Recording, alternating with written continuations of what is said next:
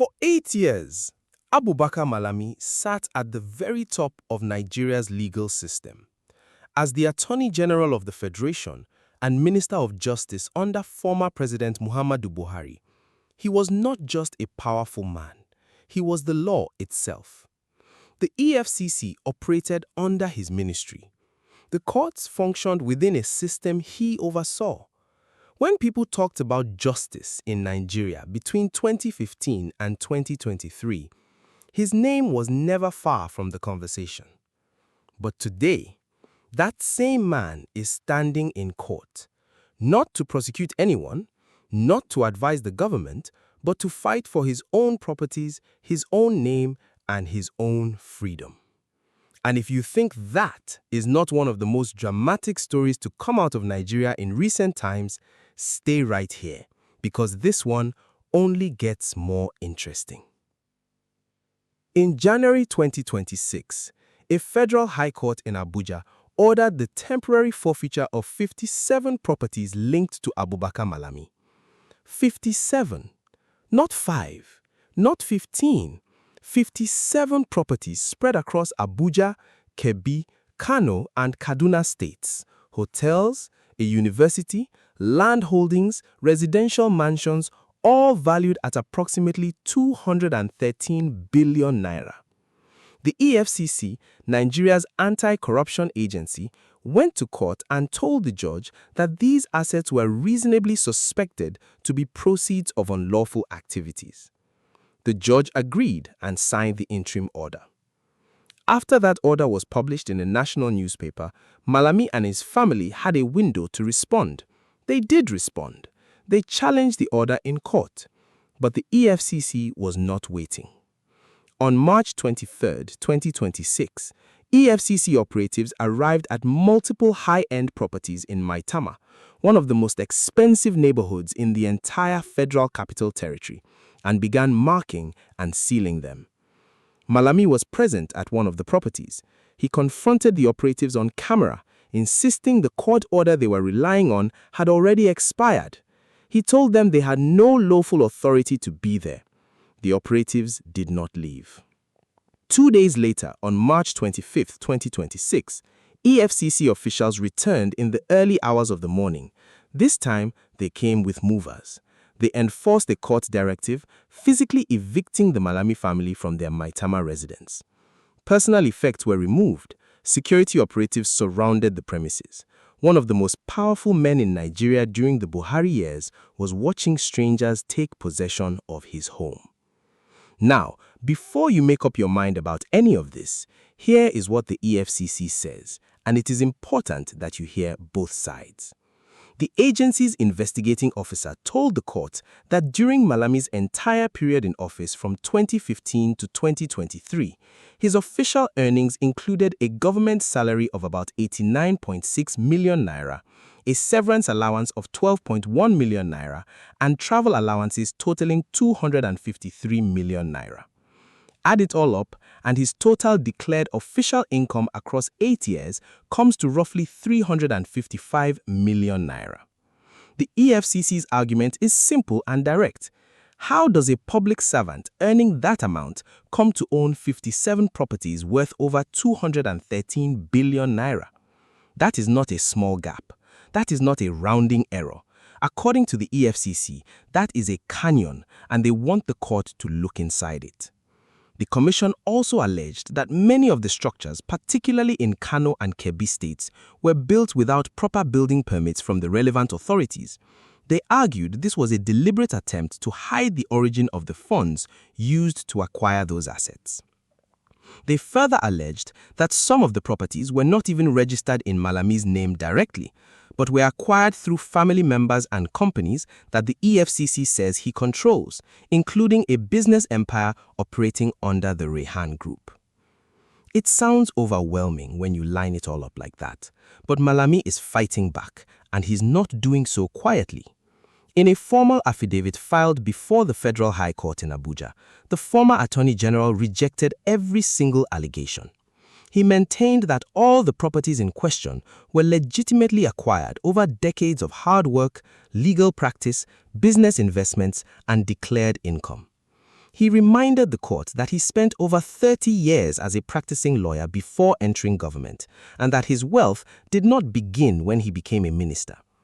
He told the court that his assets came from multiple sources: his legal career, investments in hospitality, agriculture, and education, commercial bank loans, proceeds from asset sales, gifts, and even earnings from book launches. He insisted that everything was properly declared to the Code of Conduct Bureau as required by law. He also made a very specific accusation against the EFCC, one that, if true, is a serious allegation. He claimed that the commission inflated the values of his properties to make the case look bigger than it actually is. According to him, properties that were purchased for hundreds of millions of naira were presented in court documents as being worth billions of naira. He said independent valuers have produced significantly different and more accurate figures. And then he went after the EFCC's conduct itself. He described their actions as extrajudicial. He told the court that operatives entered and seized properties without a valid final forfeiture order, that family members were removed from their home in violation of due process, and that personal documents were confiscated unlawfully. In his view, the EFCC did not just cross a legal line, they bulldozed it. The court is now at the center of one of the most consequential accountability battles Nigeria has seen in years. The judge must decide whether 57 properties worth over 213 billion naira will be permanently handed over to the federal government or returned to their owner. But here is where the story takes a turn that nobody scripted. On the same day that Malami was in court fighting for his assets, there was a chance encounter in the halls of the Federal High Court that set the internet on fire. Omoyele Sowore, activist, journalist, and one of the most outspoken critics of the Buhari administration, happened to be at the same court. When Sowore saw Malami, he made a statement that thousands of Nigerians have since shared, argued over, and repeated. Sowore described the Buhari era, the same era Malami presided over as chief law officer, as a period marked by the erosion of human rights and the steady collapse of the rule of law. Then he looked at Malami's current situation and said directly, "Now, you see how it feels to be persecuted. When you were with former President Buhari, you were bragging.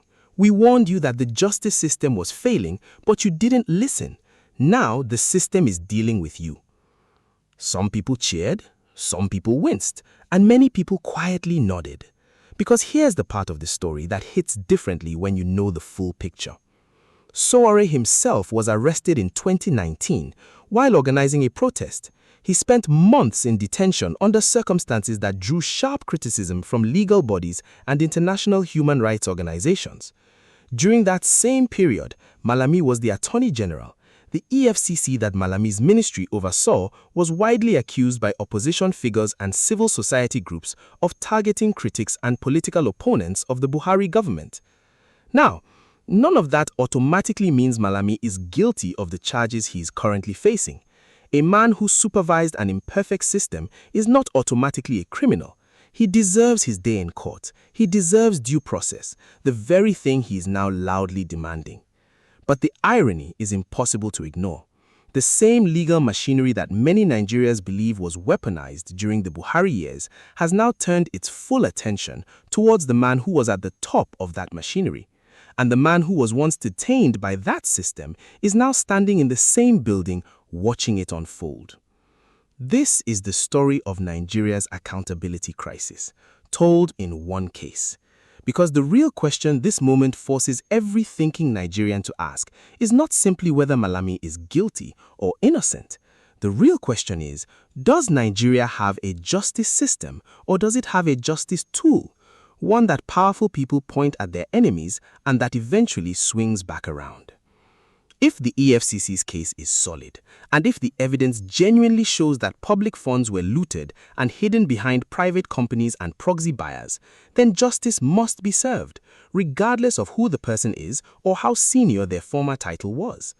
A nation where the powerful are untouchable is not a nation governed by law, it is a nation governed by connections. But if the evidence is inflated, if the process has been abused, if this is a politically motivated prosecution designed to destroy a man who served a previous administration, then that too must be confronted honestly. Because weaponizing anti-corruption agencies against political enemies is itself one of the oldest forms of corruption in this country. Either way, what happens in that Abuja courtroom in the coming weeks and months will send a message to every public official sitting comfortably in a government office today, to every Nigerian who has ever felt that justice in this country depends entirely on who you know, and to every young person watching, trying to decide whether the institutions of this nation are worth believing in. The table has turned. The man who held the gavel is now standing before it, and Nigeria is watching. If this story made you think, if it gave you something to talk about today, do something simple but important. Hit the like button right now. It takes 1 second and it tells this platform that stories like this one deserve to reach more Nigerians.